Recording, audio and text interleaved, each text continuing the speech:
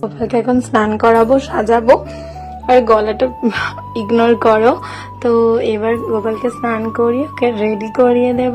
তারপরে আমাদের টাইম আছে 12টার সময় পুজো করতে আসবে ঠাকুরমশাই।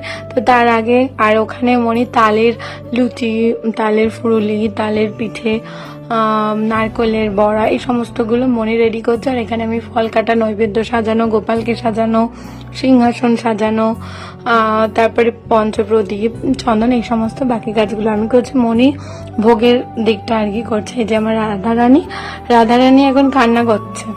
তো ছদ্দি ভাইয়ের পাশে বসে আছে এই যে, আর জেঠু পুজো করতেও চলে এসেছে।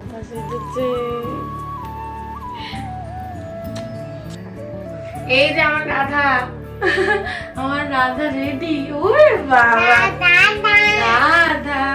আর ওই যে একটু নাচু করো, একটু নাচু করো, একটু নাচু করো।